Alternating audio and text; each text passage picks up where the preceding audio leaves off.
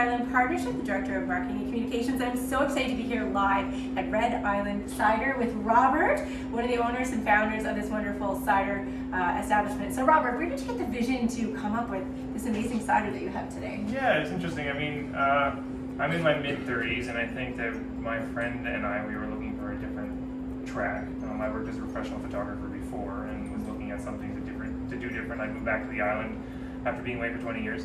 And my friend James said he was interested in starting a cidery, and I was like, well, I think we can figure that out. I was doing a bit of beer brewing, a bit of winemaking, and I grew up around apples. My parents used to press apples as a kid, so I was like, I think we can make this work. And then we just jumped in, essentially. We got a bunch of support from different programs at PEI, and we hired a consultant out of Nova Scotia, and he got us from small carboys to 2,000 liter tanks. Wow. Yeah, and then just kept plugging away. We ran a tasting for all the hospitality industry in Charlottetown a few years ago. We got an idea what they were looking for.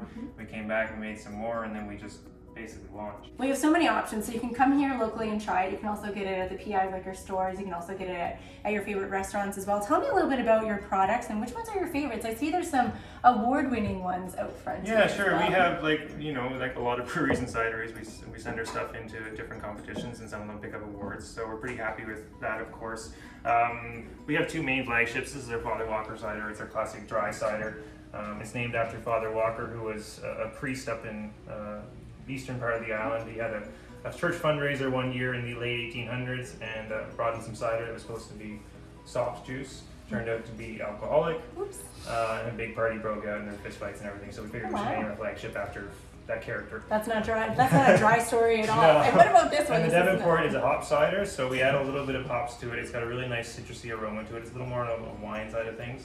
And it's named after the Devonport, which was a roadhouse that was basically 400, 500 meters from here, and they used to grow their own hops back in the mid-1800s. So all our ciders, whether it's the Ghost Ships, like the Adventure, or this one, they all tend to have some sort of island history story that we've worked with to draw that connection, because that's important for us. We also do growlers. This is one of our second anniversary growlers. It was actually designed by an artist named Lindsay Ross, who designed this for us. We only made about 100 of these. I think we might have one or two left. But then generally people will come in, they'll buy their growler bottle, and then they can fill it up as what's on tap. And that's where it gets really interesting, because these ones we always have, the flagships we always have. But then you start to add in the different varieties. Like you guys are quite the innovators. Adventure, yeah, trying to do things. I mean, it's what keeps it interesting as well, right? Like I said, if I had to make this all the time, I'd get bored. Right. Great. So Robert, tell us, how is your amazing cider made? We're here in your back room. Tell us the inside secrets of making your delicious cider. Well, there's lots of secrets that I can't share. Okay. But all right. No, our juice comes in, and we generally buy juice. Buy it from other growers, BEI, Nova Scotia, New Brunswick. It comes in a tote, or it comes in a tank, or whatever, and then we put it into one of these. Generally put it into one of the big tanks behind us. Yeah. They're both temperature controlled, so it's a very important process for us in the cider making, is making sure the temperature is where we want it to be. So they're both temperature controlled. It gets into there. We add some yeast, we add some nutrients to the product. We measure the product to make sure it's where we want it to be, and then it starts to ferment. So the fermentation usually takes 2 to 3 weeks, depending on the apple juice, etc., etc. And then once it's finished fermenting, we'll settle it out, we'll cold crash it, and then we'll rack it off into another vessel. So sometimes it ends up in one of these totes that are in the facility as well. So all this stuff is maturing cider, it's aging cider. And it's stable there in a tote, so we're happy with it there. And then once we're ready to finish it, it usually sits in a tote or a tank for 4 or 5 weeks minimum. Okay. And then we'll filter it off often. Most often we'll filter it and we'll put it into the smaller tank behind us, and that's where the carbonation unit happens. So we do tend to manually or force carbonate most of our product. Again, I have caveats because we do things differently for everything, but most of it ends up in there, and then from there it'll get bottled on this nice little machine. We can probably do about 1,000 liters in a day with this one, so we're actually pretty good at it. Or it'll end up in one of these kegs that we just cleaned yesterday for us. And then the kegs, they'll go directly out the garage to different restaurants in Atlantic Canada. So mostly in PEI, we have some in Nova Scotia and New Brunswick as well.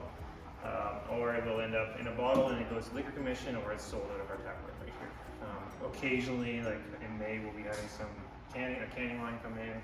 It'll fill cans for us, and then those will end up in the liquor commission, or they'll be available in the tap room as well. So it's a pretty small little room, but we maximize our space, and you know, we're pretty good at keeping it clean and making sure we can produce a consistent product. Some of the other things that you see behind us are more of the experimental things that we're working on. Because if we had to make one cider all the time, it'd be pretty boring, to be honest. And the reason, like, one of the first questions we get when anybody comes to the tap room is, what's new? You know, what's the first thing, what can I try now? So we're working on different things. So there's different apple blends, there's different fruit blends, there's some different fruit wines that we blend in with cider. There's a product here that's 2 years old now, it should be released in about a month.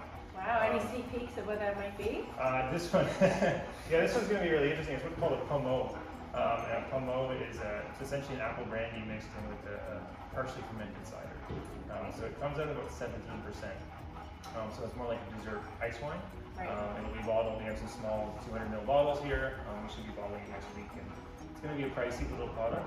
Okay. But it's also a lot of product. So premium and a lot of love that went into that. Yeah, It was sitting there for 2 years. Yeah. Just, It sat in a barrel for a year.